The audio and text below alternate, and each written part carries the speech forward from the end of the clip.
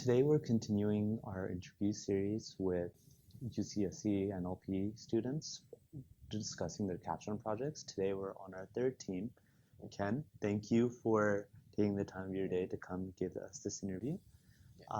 Can you give a brief introduction about yourself and your background before joining the master's program? Yeah, sure. So I'm Ken, and I'm actually currently UCSC NLP master's student, but previously I was studying in business school in my bachelor degree, and I have the strong interest in like data science at that time, and also especially for natural language part.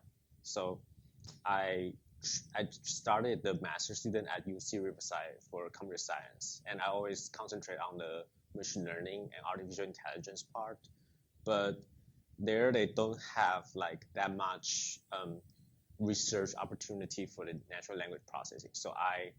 And also there's a COVID pandemic, so at that time I have no option to drop my my class, and I dropped out and then reapplied on multiple schools and got the offer of this, and it is really good opportunity for me to have me here and study all of the natural language processing stuff. So yeah, that's really interesting. So you have a diverse background. So you weren't even a CS major initially, but you came here straight out of interest. Yeah. So with that interest, can you explain a little bit about what your capstone project is, what got you interested in it, and who are your teammates, and introduce them as well a little bit?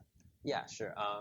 So my capstone team is doing the code style transfer, and also the name will be the probing into the code language model for coding style.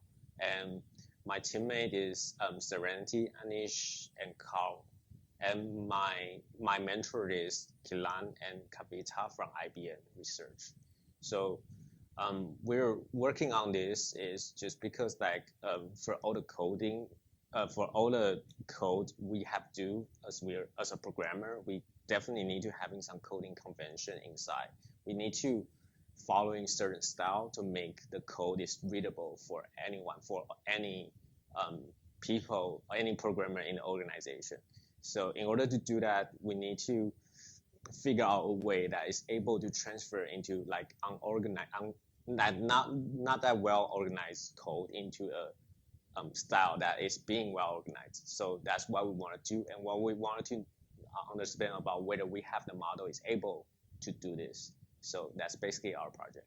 Interesting. So you're working with understanding and reformatting code from like different organizations, different styles, and trying to see if they work well without, breaking the system, and if they can automatically be done. That would be a very useful tool in my opinion. Yeah.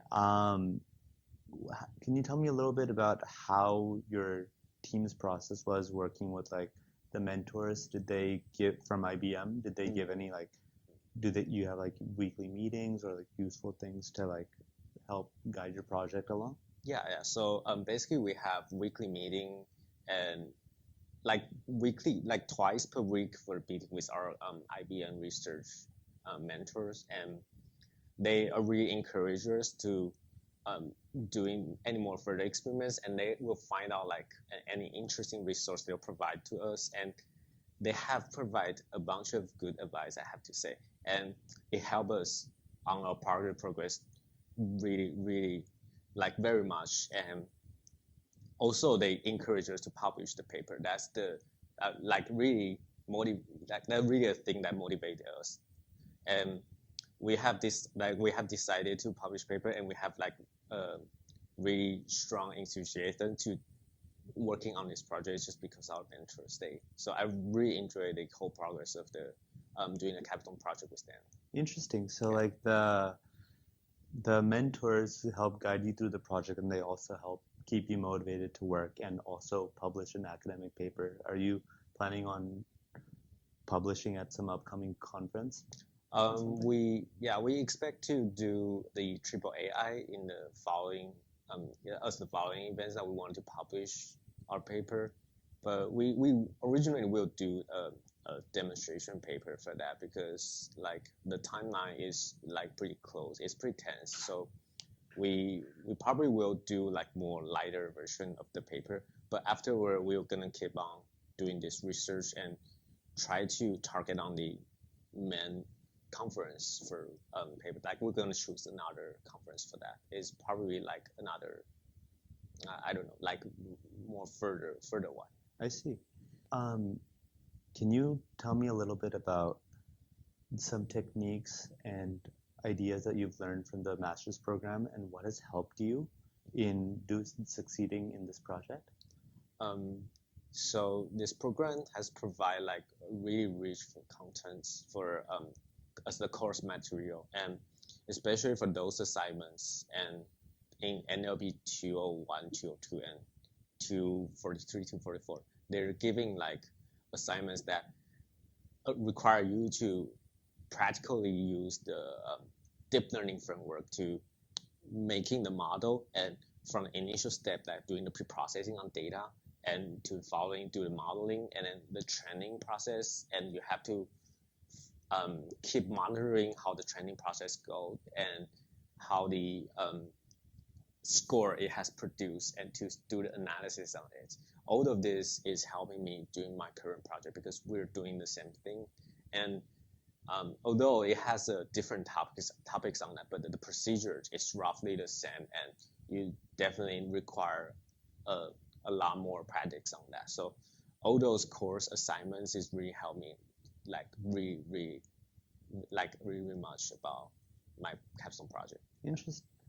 So like being an international student, can you tell me a little bit about, besides for the master's program and the capstone project, like how has it helped you with like your job search? Do you have anything lined up after you graduate? And what advice would you give to future students who are coming into the program? So so during studying this program, I have kept doing the job hunting in the same time, and I did got a landing on a really good company as the machine learning engineer.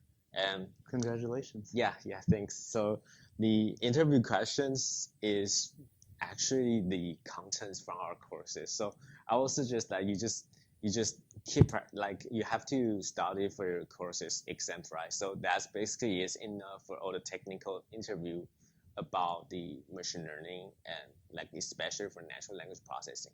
They'll ask you about how this like really edge cutting techniques works, and this model, this architecture, how their algorithm work, why it is worked with this circumstance. But also another thing is they will ask you about some coding questions, and that will need you to be prepared. So in order to prepare that, I do the LeetCode practice. I coding like roughly 5 to 6 questions per day, and wow. So this is basically how I practice for it.